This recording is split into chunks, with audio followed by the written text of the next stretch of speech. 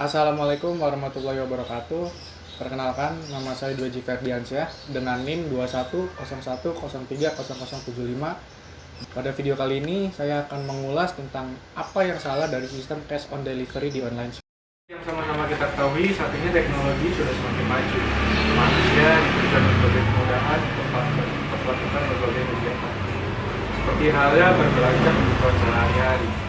Zaman dulu mungkin kita tidak akan mengira kalau belanja kebutuhan sehari-hari seperti pakaian, makanan, dan lain-lain bisa hanya dilakukan menggunakan handphone saja. Tapi sekarang kita bisa melakukan kegiatan tersebut hanya bermodalkan handphone dan kuota internet saja. Sekarang sudah banyak e-commerce atau online shop yang menyediakan berbagai kebutuhan, mulai dari pakaian, barang kebutuhan sehari-hari, makanan, dan lain sebagainya. Pembayarannya pun beragam.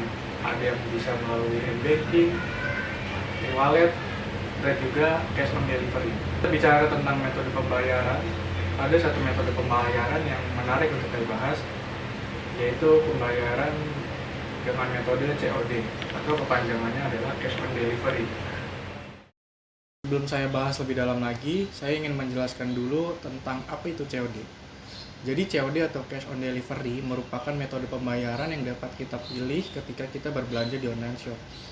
Jadi COD atau cash on delivery ini sistemnya yaitu kita pesan barang secara online, lalu nanti barang tersebut dikirim dan barulah ketika barang itu sampai kita bayar sesuai dengan nominal yang tertera. Bayaran yang satu ini menurut saya memang sangat memudahkan sekali, sebab kita hanya perlu menunggu barangnya datang, setelah itu barangnya bisa langsung kita bayar sesuai dengan nominal yang tertera di paket tersebut. Tapi ada beberapa hal yang janggal dan cukup menimbulkan kontroversi dari metode pembayaran cash on delivery ini. Sebelum itu, mari sama-sama kita simak beberapa video terlebih dahulu. Gimana lu? Gitu ya Bu ya? Ya udah Ibu rapiin lagi coba, bisa nggak? Seperti semula. Kalau misalkan seumpama saya kena komplain, Ibu mau tanggung jawab? Tanggung jawab. Kalau enggak, ini kalau sobek lu yang ku injek di sini orang enggak. Iya, ini saya videoin, tenang aja. Ya udah. Kalau ini sobek lu yang ku batin. Iya, pokoknya kalau Enggak, bukan begitu, SOP-nya emang begitu, Pak. SP pakai otak kamu. Ya udah, ya. Orangnya kayak gimana enggak aku bayar? Ya udah, Pak. Oh. Di mana JND kamu? Saya di Pasar Minggu, Pak, kantornya. Ya, Soalnya pasar kalau minggu, pakai otak kamu tuh enggak? Saya mau nyolong, rumah saya ada. bukan masalah nyolong, Pak. Iya, Kan enggak usah saya buka. Kalau enggak bagus saya enggak ambil. Video tersebut merupakan hal yang menjadikan sistem COD menurut sebagian warganet harus dihapuskan. Lalu sebenarnya apa sih yang salah dari sistem COD ini? Mari sama-sama kita bedah. Setuju atau tidak setuju sistem COD dihapuskan? Kita lihat dari kedua sisi, baik sisi pro dan kontra. Kasus seperti di atas dan melihat komentar-komentar dari warganet, saya sepakat dengan mereka kalau misalkan sistem COD memang seharusnya dihapuskan. Karena apa? Sistem COD bisa dikatakan sepenuhnya merupakan tanggung jawab sang kurir. Kurir diberikan tanggung jawab yang besar untuk mengantarkan pesanan kepada konsumen. Jumlah pesanan yang dibawa setiap harinya oleh kurir itu tidak hanya satu ataupun dua, tetapi ia bisa sampai membawa ratusan paket dalam sehari. Dan ratusan paket tersebut isinya pun terkadang ada saja barang yang harganya cukup tinggi. Apabila kurir harus berhadapan dengan konsumen yang seenaknya saja seperti ini, maka yang bertanggung jawab ya si kurir tersebut. Seperti di video tadi, di video tersebut terlihat bapak-bapak pemesan sudah membuka kemasan dari paket yang diantarkan. Padahal kalau sesuai SOP yang berlaku, maka tindakan tersebut tidak boleh dilakukan sebelum pemesan memberikan uang kepada sang kurir. Tadi setelah barang tersebut dibuka, bapak pemesan tersebut mengembalikan paket yang sudah dibuka kepada si kurir tadi. Kalau kasusnya seperti itu, kondisi paket sudah dibuka dan pemesan tidak melakukan pembayaran, artinya kurirlah yang harus bertanggung jawab dan membayar paket tadi. Mau tidak mau, kurirlah yang membayar paket tersebut sesuai dengan nominal yang tertera. Itulah yang tadi saya katakan bahwa sistem COD ini kurir memiliki tanggung jawab yang berat, apalagi ketika dihadapkan dengan pemesan seperti tadi. Kalau kasusnya seperti ini, bisa-bisa gaji kurir setiap bulannya habis hanya untuk menanggung pengeluaran dari pembeli yang toksik seperti tadi. Sekarang kurir diberikan tuntutan untuk mengantarkan paket kepada konsumen, lalu ditambah harus berurusan dengan konsumen boomer tadi. Apa nggak miris jadi kurir? Kalau dibilang resiko pekerjaan, saya rasa hal di atas bukan merupakan resiko pekerjaan dari seorang kurir. Menurut saya, resiko pekerjaan seorang kurir yaitu apabila barang yang diantarkan hilang. Baru itu resiko pekerjaan. Tetapi kalau bertemu pembeli yang seperti ini, saya rasa bukan merupakan resiko pekerjaan dan bukan merupakan urusan dari sang kurir tadi. Jadi, saya setuju apabila sistem pembayaran COD dihapuskan.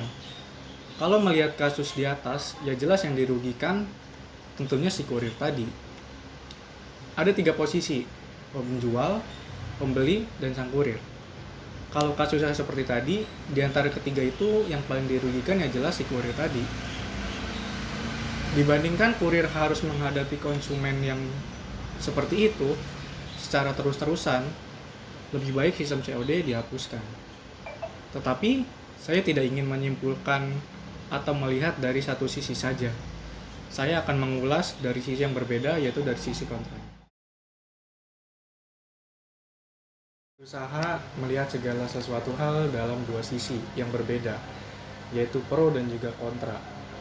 Kalau tadi saya bahas dari sisi pro terhadap sistem COD yang dihapuskan, saat ini saya akan coba mengulas atau membahas dari sisi kontranya. Memang sistem COD banyak menimbulkan kontroversi di media sosial. Banyak juga warganet yang menyerukan untuk menghapus sistem COD dari online shop karena banyak merugikan kurir kalau harus bertemu dengan konsumen yang seperti di awal tadi. Tetapi mari kita lihat dari sisi lainnya. Kenyataannya berdasarkan pengalaman pribadi saya selama menggunakan platform online shop, metode pembayaran cash on delivery ini sangat memudahkan bagi para pembeli. Saya seringkali menggunakan metode pembayaran cash on delivery untuk membeli barang di online shop. Dan itu sangat memudahkan sekali. Sebenarnya ada berbagai metode pembayaran yang tersedia di online shop. Iya, memang kita bisa menggunakan metode seperti m-banking atau e-wallet yang juga sama-sama memudahkan kita dalam berbelanja. Tapi berdasarkan pengalaman saya, apabila kita belanja melalui m-banking atau maupun e-wallet, itu saya merasa lebih konsumtif.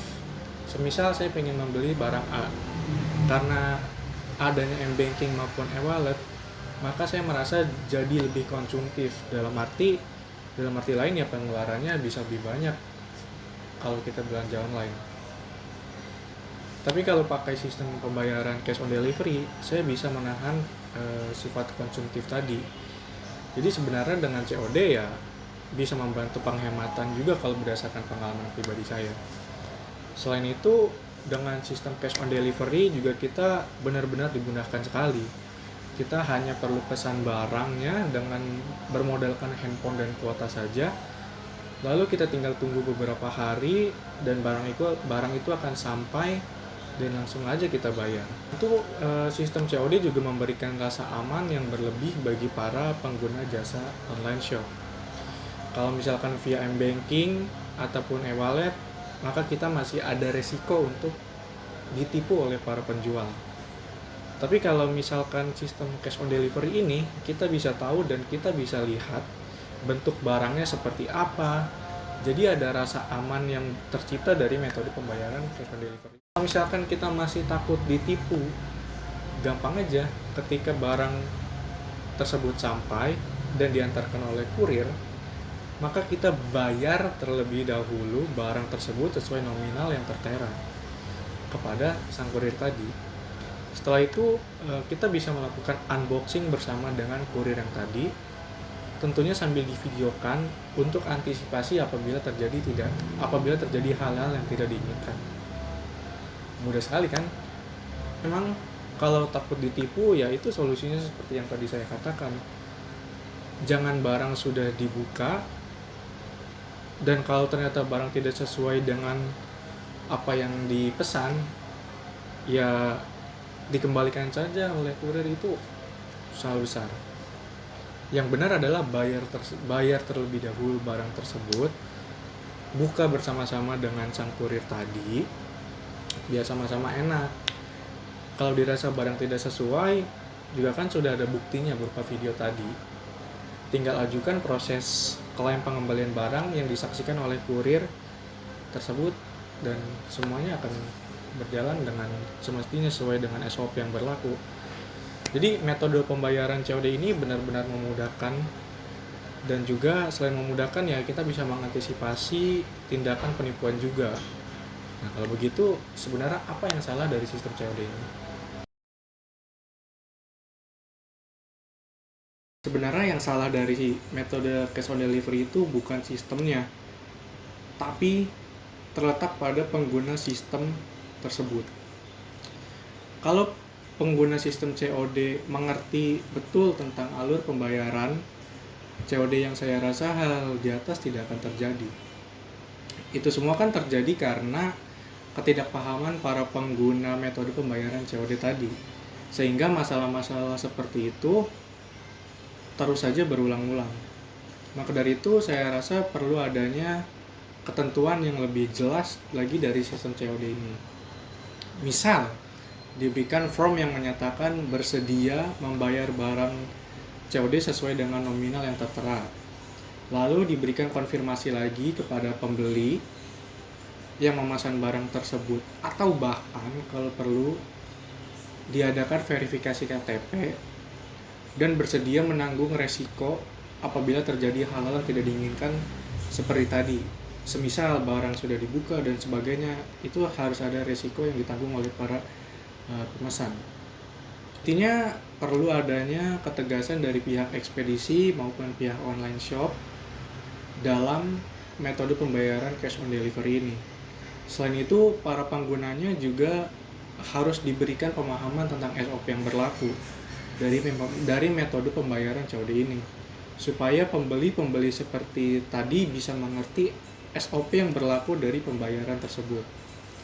Jadi kesimpulannya memang segala hal harus kita lihat dari dua sisi yang berbeda.